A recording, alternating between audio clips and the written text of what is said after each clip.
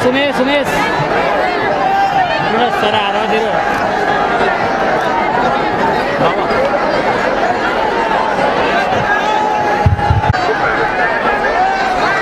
मेरे साथ बोलिए, भारत माता की।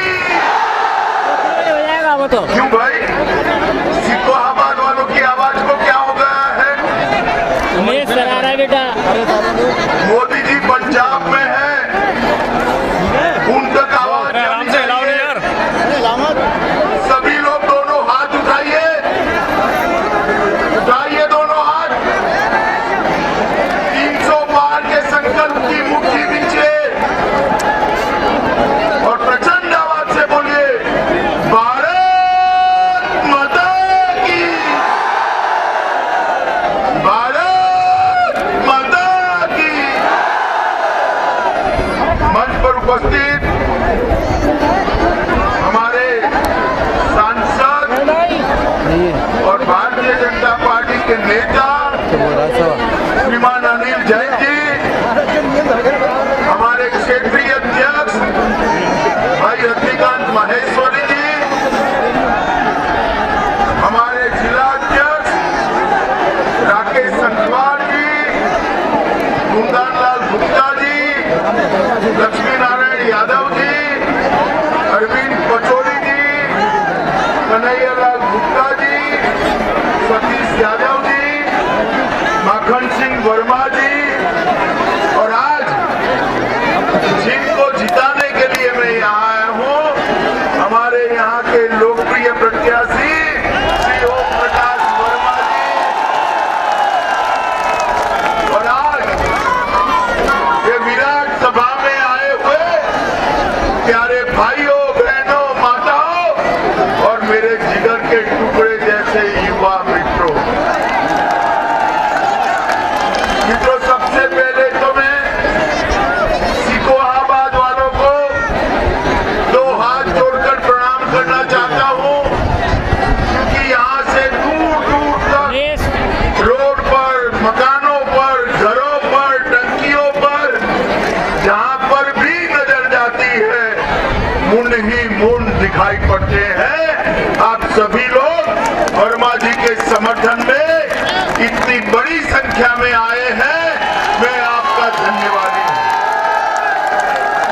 मित्रों, आज सिकोहाबाद में आया हूं तब हेलो ऑडियो रिकॉर्ड हो रही है। सबसे पहले मैं भगवान श्री कृष्ण को प्रणाम करना चाहता हूं, क्योंकि जब जरासंध का वध किया तब यही भूमि को, जरासंध को पराजित करने के लिए यही भूमि को उन्होंने पसंद किया। मथुरा को कंस के जुल्म से मुक्त कराने के बाद जब जरासंध ने हमला किया, भगवान ने यही जगह पे उसको पराजित करने का काम किया।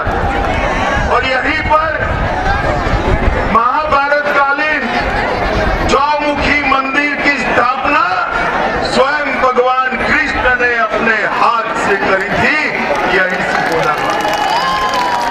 मित्रों, यहाँ पर जैन और हिंदू एकता का ये प्रतीक भूमि है।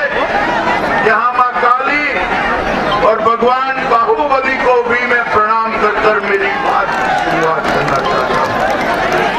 स्वतंत्र संग्राम के वीर सेनानी कालीचरण गुप्ता जी, कारगिल युद्ध में शहीद वीर हेम सिंह और सतीश बघेल को भी श्रद्धांजलि देकर मैं अपनी बात की शुरुआत करना चाहता हूं। मित्रों, मैं पहले और दूसरे चरण की कई सीटों का प्रचार कर आया हूं। आप लोग पहले दूसरे चरण का परिणाम जानना चाहते हो क्या? जरा जोर से बोले, चाहते हो? मैं बता दूं आपको, पहले और दूसरे चरण में सपा का सुपड़ा साफ।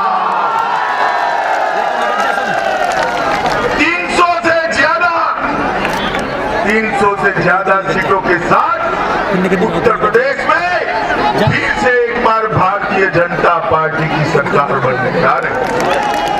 भाइयों बहनों, मुझे बताओ, आपने 2014 में भाजपा को जिताया या नहीं जिताया? जोर से बोलो, जिताया या नहीं जिताया? 17 में किसको जिताया? 19 में किसको जिताया? और 22 में जिताकर एक बाउंड्री लगा दीजिए, हम उत्तर प्रदेश को देश का नंबर 1 राज्य बनाएंगे।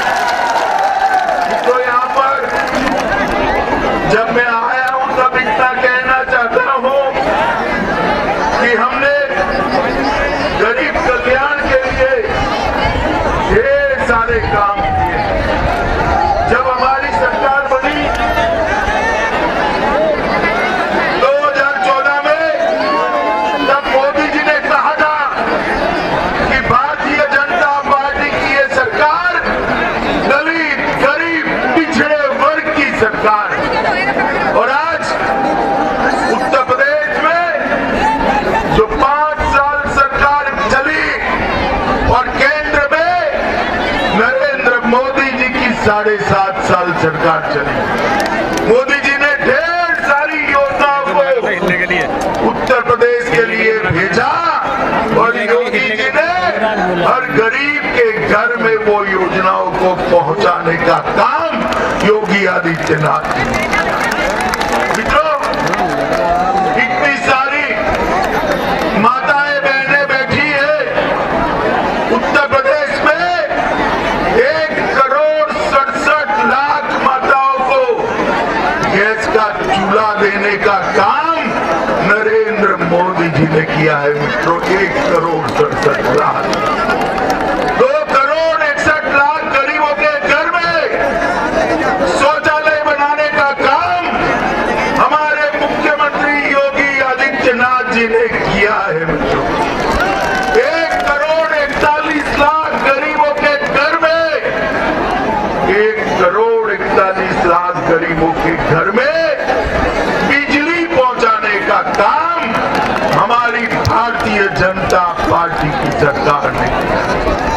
मुझे बताओ सिकोहाबाद वालों, ये साइकिल की सरकार थी, बिजली रानी आपके घर में आती थी क्या? आती थी क्या? अब योगी जी ने ग्रामीण क्षेत्र में 22 से 23 घंटा और शहर में 24 घंटा बिजली पहुंचाने की शुरुआत करी। अगर फिर से सपा की सरकार आएगी तो अखिलेश बाबू कहते हैं 200 यूनिट बिजली फ्री देंगे। अरे अखिलेश भाई, आप तो बिजली ही नहीं दे पाते थे, 200 यूनिट की क्या बात करते हो? आप तो बिजली ही नहीं दे। मित्रों, हमने 2,60,00,000 घरों में एलईडी के बल्ब पहुंचाए हैं। और उत्तर प्रदेश में आप मुझे बताओ भाई, माताएं भी बताएं, कितने लोगों ने टीका लगाया है? जरा हाथ ऊपर करो तो।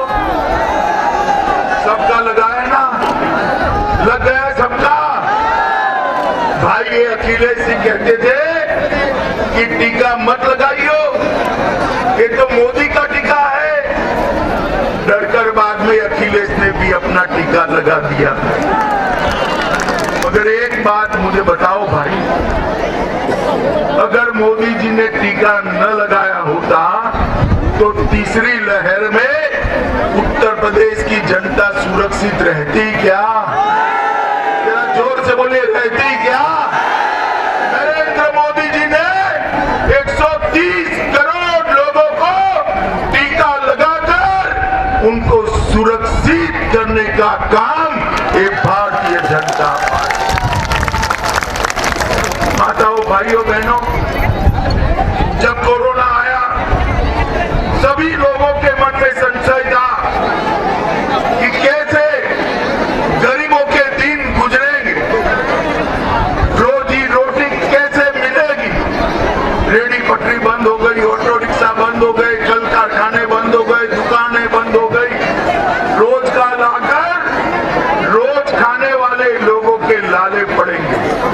मगर मोदी जी ने 80 करोड़ गरीबों को 2 साल तक 5 किलो अनाज प्रति माह मुफ्त में देकर गरीबों के घर में चूल्हा जलाने का काम किया।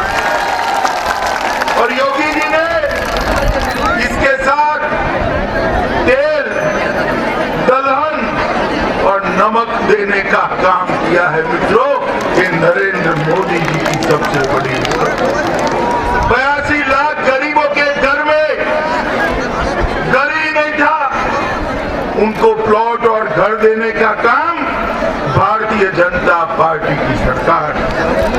2 करोड़ 45 लाख किसानों को हर साल 6,000 रुपया उनके बैंक अकाउंट में सीधा ट्रांसफर कर 2300 करोड़ रुपया उत्तर प्रदेश के किसानों को भेजना चाहिए।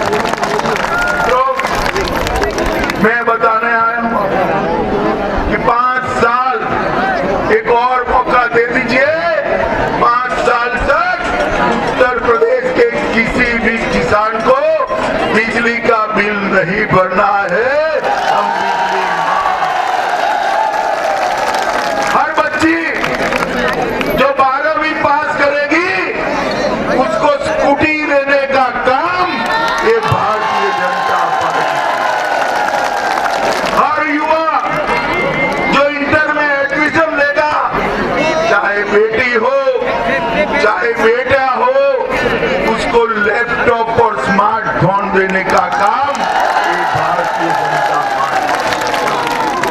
मित्रों, आप मुझे बताओ, यहाँ भारतीय जनता पार्टी की सरकार बनने के बाद, योगी आदित्यनाथ के मुख्यमंत्री बनने के बाद यहाँ पर कोई माफिया बाहुबली है क्या? जरा जोर से बोलो, है क्या? है क्या? सारे के सारे जेल में डालने का काम योगी आदित्यनाथ जी ने करा है। उत्तर प्रदेश में एक भी बाहुबली नहीं है, कोई है तो बजरंग बली है, इसके अलावे। तो भारतीय जनता पार्टी ने उत्तर प्रदेश को देश की दूसरे नंबर की अर्थव्यवस्था बनाया है। मैं आपको कहने आया हूं, फिर से एक बार भारतीय जनता पार्टी को मौका दीजिए। 2 नंबर से देश के सबसे बड़ी अर्थव्यवस्था बनाने का काम हम उत्तर प्रदेश में करेंगे। माताओं, भाइयों, बहनों, मोदी जी ने देश को सुरक्षित करने का काम किया है। मोदी जी ने देश को सुरक्षित करने का काम किया है। 10 साल तक ये सपा बसपा के समर्थन से उत्तर प्रदेश में 2 पार्टियां हैं, दोनों पार्टियों ने समर्थन देकर 10 साल तक कांग्रेस की सरकार चलाई। और कांग्रेस की सरकार चलती थी तब आए दिन पाकिस्तान से आलिया मालिया जमालिया भारत में घुस जाते थे। मित्रों, भारत में घुस जाते और हमारे जवानों के सर काट कर ले जाते। कांग्रेस वाले कुछ नहीं करते थे क्योंकि उनकी वोट बैंक बर्बाद होती थी। नरेंद्र मोदी की सरकार आई, कमल फूल की सरकार आई, हमने उरी और पुलवामा पर जब हमला हुआ 10 ही दिन में मोदी जी ने सर्जिकल स्ट्राइक और एयर स्ट्राइक कर पाकिस्तान के घर में घुसकर आतंकवादी, मोदी जी ने पूरी दुनिया में एक संदेश भेजा। भारत की सीमा और भारत की सेना, उसके सामने आंख उठाकर कोई देख नहीं सकता। मित्रों, आंख उठा मोदी जी ने हमेशा के लिए कश्मीर को भारत के साथ जोड़ने का काम किया है। माताओं, भाइयों, बहनों, मुझे बताओ, एक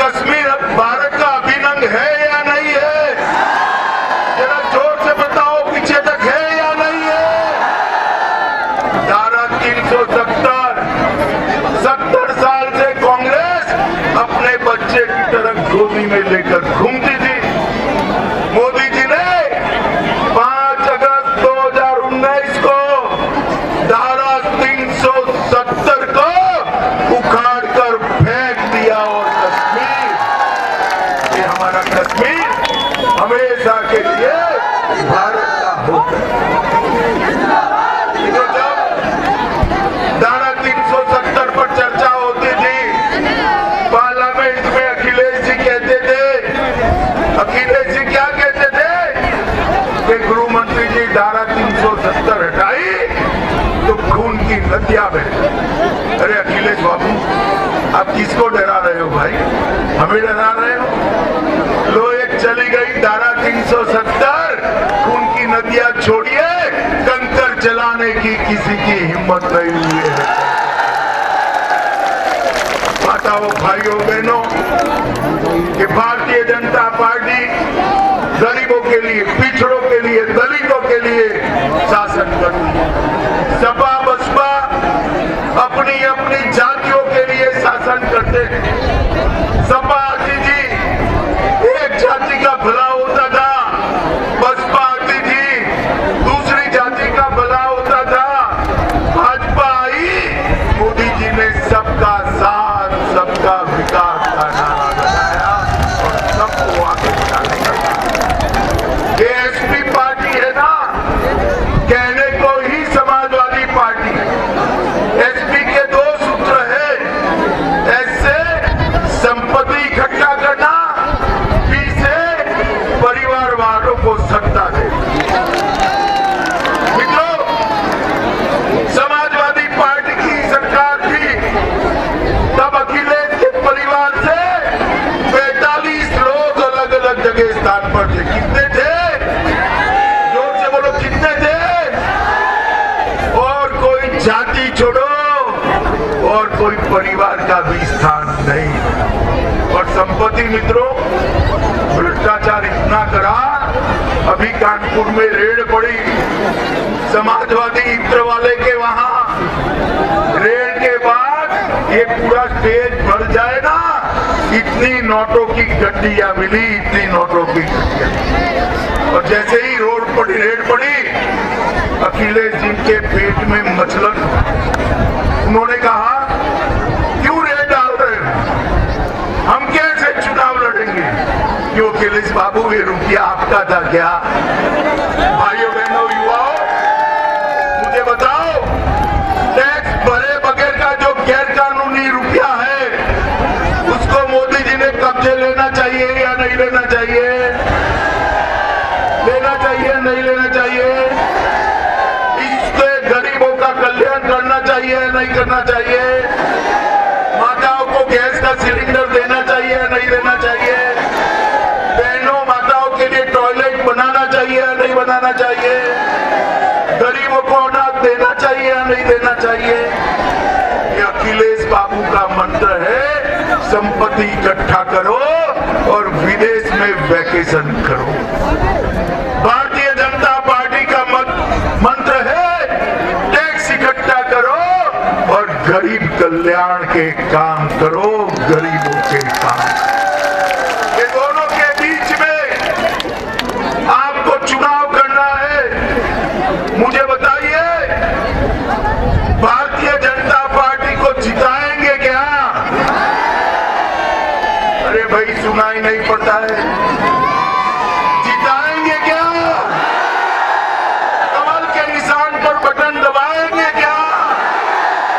हमारे भाई वर्मा को प्रचंड बहुमत से जिताएंगे क्या? योगी जी को मुख्यमंत्री बनाएंगे क्या? मोदी जी को उनके हाथ मजबूत करेंगे क्या? तो मेरे साथ दोनों हाथ उठाइए, उठाइए दोनों हाथ। 300 पार के संकल्प के पीछे और प्रचंड आवाज से बोलिए, भारत माता की, भारत माता की, वंदे वंदे वंदे।